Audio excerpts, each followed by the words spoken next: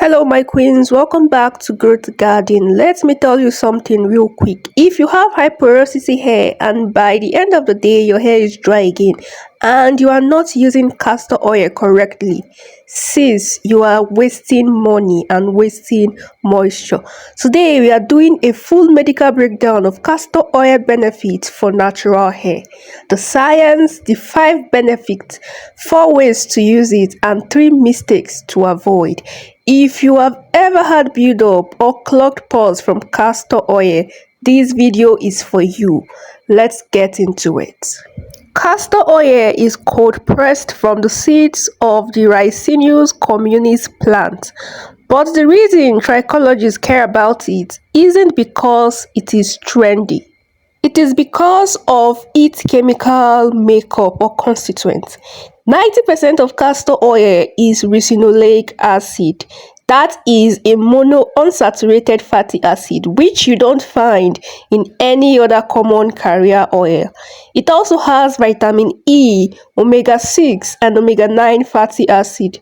So it is anti-inflammatory, antimicrobial, and an occlusive. Quick definition: an occlusive creates a physical barrier. It doesn't add moisture, it stops moisture from leaving. Now let's talk about the science and why castor oil works for hair. According to research published in the Journal of Cosmetic Science, ricinoleic acid helps improve blood circulation when massaged into the scalp. More circulation means more oxygen and nutrients to the hair follicle. Castor oil is also slightly alkaline, so it helps balance a scalp that is too acidic from product. And because the molecules are large, it sits on top of the hair strand. That is why it is perfect for high porosity hair that loses moisture fast. So for my high porosity queens, make castor oil your best friend. Now let's look at the 5 benefits for hair. The 5 benefits of castor oil for our natural hair. Benefit number 1, it seals moisture for 3 to 4 days. High porosity hair means a hair that has open cuticles. Water goes in and water goes out quickly. Alright, castor oil is one of the thickest natural oils. It fills those gaps. A 2011 study showed that oils with high viscosity reduce transepidermal water loss by over 90%. Therefore, castor oil is best for a hair of high porosity, fussy hair, protective styles, and so on. Benefit number 2, castor oil supports edge plus pot growth. Because it is thick, it stays on your edges longer. The massage plus ricinoleic acid increases blood flow. I'm not saying it grows hair overnight, but it creates the best environment for growth. Consistency for 90 days is what dermatologists recommend if you want to grow your edges. Benefit number 3, castor oil fights dandruff plus scalp inflammation. This is because ricinoleic acid is anti-inflammatory. If your scalp is itchy, flaky, or irritated from products, castor oil can calm it. It is also antimicrobial, so it helps with fungal dandruff. Benefit number 4, castor oil adds shine plus definition. Because it coats the hair shaft and smooths the cuticle down.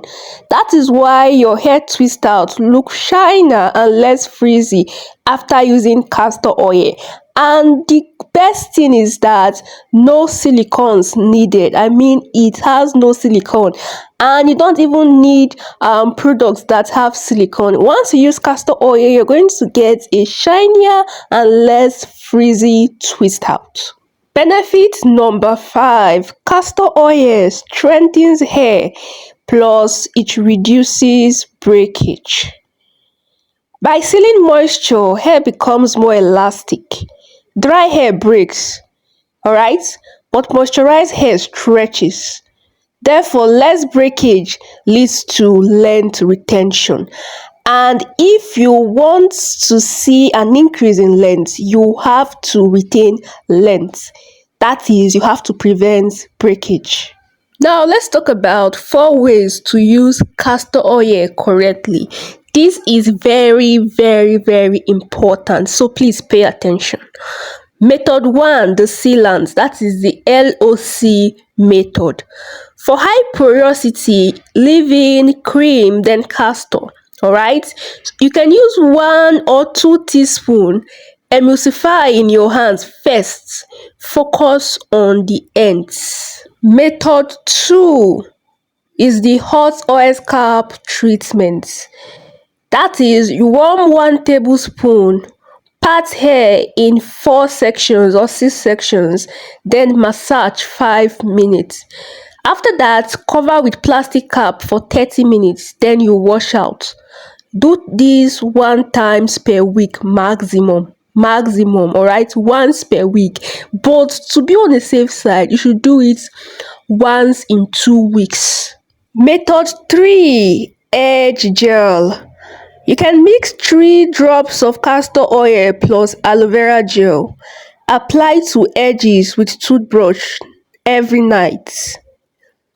Method 4, diluted for growth. Castor oil is too thick alone. Therefore, mix 50-50 with grapeseed or jojoba oil. This helps it absorb better. Now, let me tell you 3 mistakes to avoid while using castor oil. Mistake number 1, using too much. You see, more is not better. Too much use of castor oil leads to buildup, and buildup leads to clogged follicles.